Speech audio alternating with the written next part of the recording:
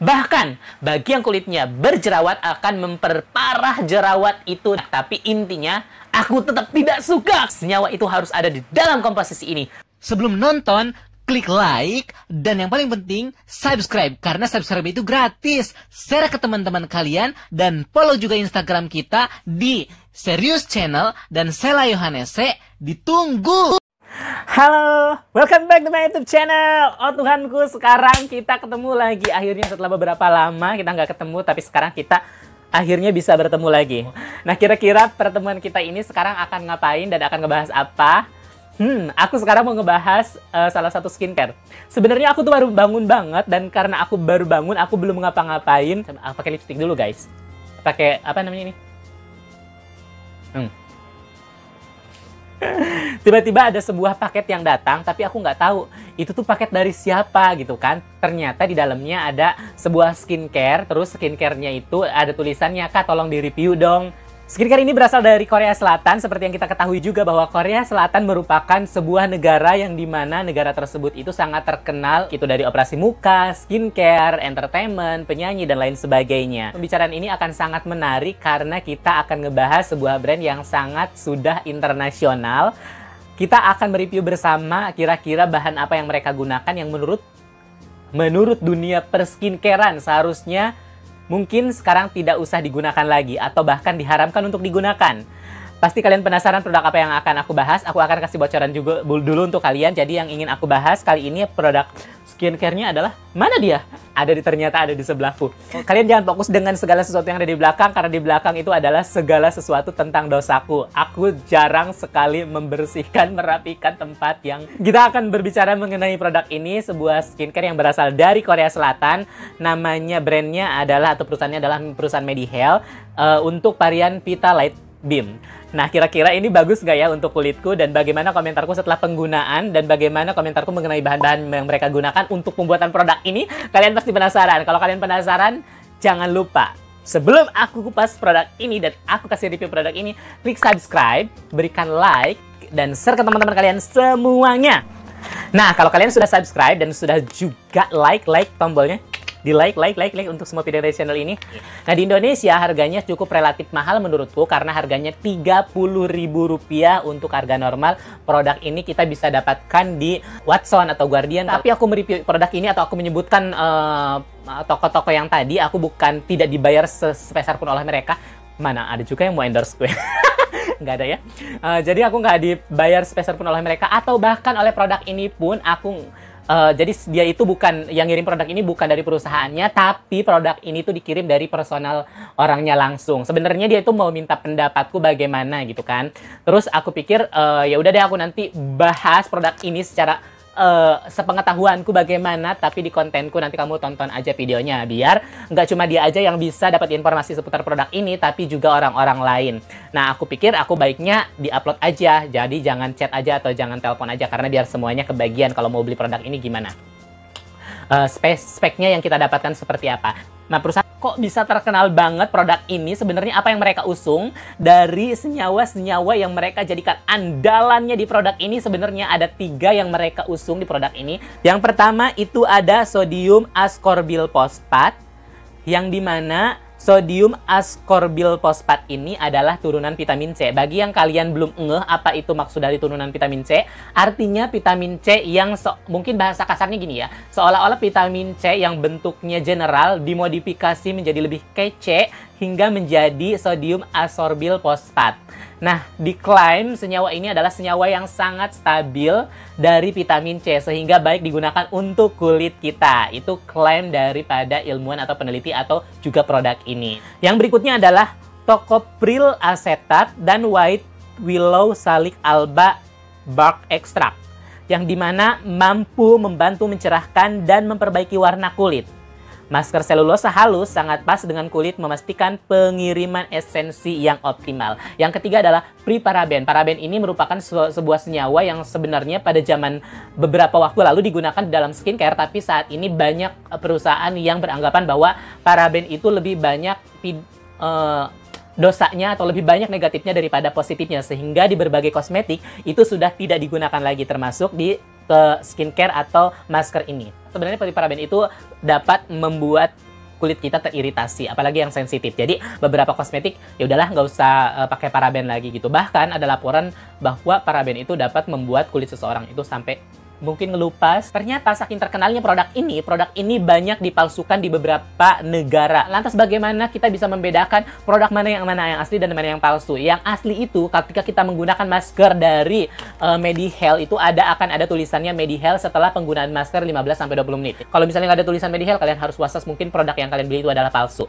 Nah, mengenai harga juga biasanya kalaupun ada promo itu harganya 15 ribuan. Kalian beli di berbagai tempat yang notabene memberikan promo untuk kalian. Jadi meskipun promo itu kayaknya aku belum pernah menemukan harga yang di bawah 10.000. Untuk penggunaannya kalian bisa menggunakan kurang lebih 15-20 menit. Setelah itu kalian bisa buka atau setelah timbul tulisan Medihelnya. Bagaimana cara penggunaannya? Cara penggunaannya gampang banget. Kalian tinggal buka produk ini lalu kalian tapi ingat, sebelum kalian membukanya, kalian harus membersihkan dulu wajah kalian. Setelah kalian membersihkan wajah kalian, kalian bisa gunakan toner ataupun mungkin essence. Setelah itu baru kalian apply produk ini. Nanti aku juga akan memakai produk ini. Dan yang keempat yang aku sukai dari produk ini adalah produk ini bisa digunakan untuk daily life atau untuk penggunaan setiap hari. Yang pastinya kalau orang benar-benar suka dengan perawatan, suka dengan skincare, mungkin berpikir aku ingin melakukan masker setiap hari. Ada positif, ada negatif. Jadi aku juga tidak menyukai beberapa komposisi atau bahan-bahan yang mereka gunakan. Yang aku tidak sukai adalah penggunaan parfum di produk itu. Kenapa ya semua produk itu harus pakai parfum? Maksudnya tuh kebanyakan kayak misal kita membuat obat itu harus ada pewarna. Bukan harus sih, membuat obat biasanya obat untuk terlihat menarik itu menggunakan pewarna atau dikasih sebuah bahan luar yang bisa mengurangi rasa pahitnya gitu. Sebenarnya itu semua itu dilakukan oleh para farmasis atau pembuat obat atau pembuat sediaan kosmetik itu dilakukan karena atas dasar tuntutan dari customer atau pembeli. Jadi sebenarnya pembeli itu juga memberikan andil dalam pembuatan produk tersebut. Nah, dan di dalam kasus ini aku sebenarnya termasuk orang yang tidak menyukai adanya parfum di dalam skincare.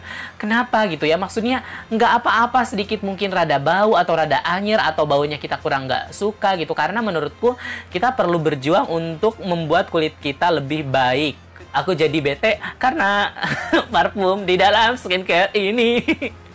Yang berikutnya yang paling aku nggak sukai dari produk ini karena mereka pembuatannya menggunakan butylene glycol. Jadi butylene glycol ini adalah sebuah senyawa yang di berbagai kosmetik mungkin sudah tidak digunakan lagi. Kenapa butylene glycol? Mungkin di sebagian kecil kosmetik atau skincare sudah tidak digunakan lagi karena biasanya skincare yang mengusung bahan alam yang benar-benar kayak alam banget, cinta alam sekali, itu mungkin sudah tidak menggunakan lagi yang namanya butyl glycol. Kenapa? Karena butyl glycol mampu mengiritasi kulit juga. Iritasi.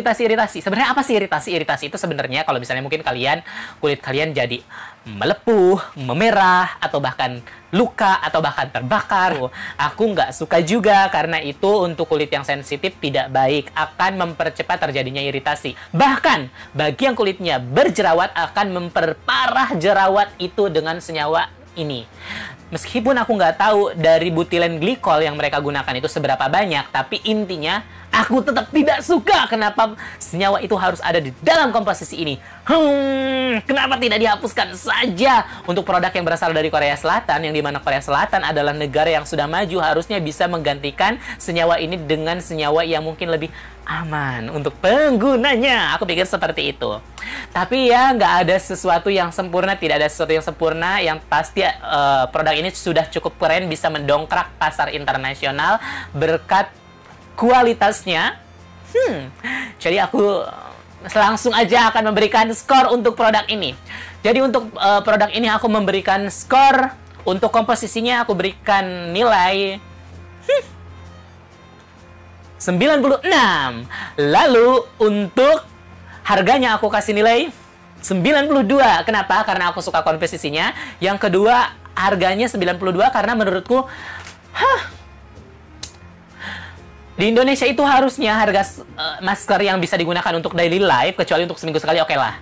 Tapi untuk daily life harganya harusnya di harga kisaran 4.000 sampai 6.000 rupiah. Itu menurutku standarnya untuk orang Indonesia. Ya mungkin untuk Korea Selatan 30.000 relatif murah, tapi untuk Indonesia aku pikir itu masih kemahalan. Jadi aku nilai, karena aku kasih harga dinilai 92 dan kualitas komposisi produk 96, rata-ratanya untuk produk ini skornya adalah 94.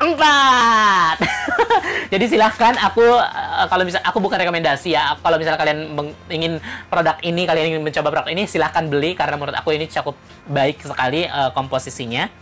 Nah, sekarang aku akan mencontohkan ke kalian bagaimana cara penggunaan untuk produk ini. Jadi, tadi kebetulan aku udah cuci muka, meskipun baru cuci muka, ya nggak apa-apa lah ya. Aku mau langsung kasih... Ups.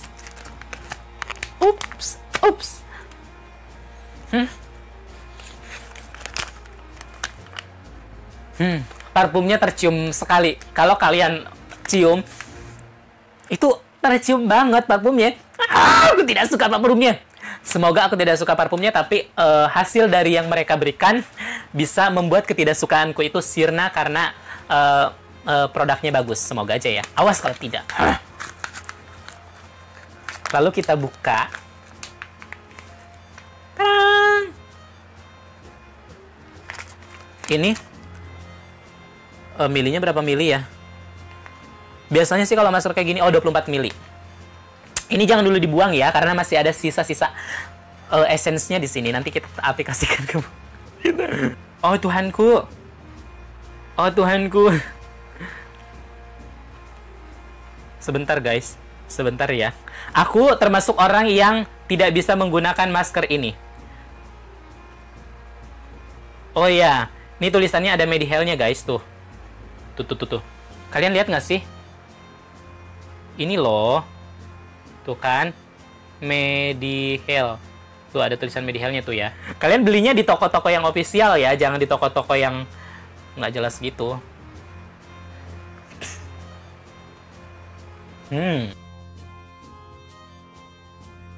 Di sini tuh sebenarnya masih banyak sekali. Apa namanya? Ada sih. Ini loh. Kalian gini-gini ya. Biar sih, aduh nggak ada habis guys. Aku ini aja ya. Cari-cari ke dalam. Aku buka aja deh. Nggak bisa guys. Ya mungkin udahlah. Aku tuh kayak gini ya kalau pakai masker tuh kemana-mana. Kalau sih ada essence-nya di dalam. Oke guys, jadi hari ini itu aja dulu untuk bahan-bahan yang digunakan di Mediheal Vitalife Beam ini. Jadi, kalau kalian ingin review yang lain lagi yang ingin aku bahas, kalian bisa kirimkan. Semoga bisa bermanfaat untuk kalian semua. Jangan lupa untuk klik subscribe dan share ke teman-teman kalian. Sampai ketemu lagi di video yang ada di atas. Dadah!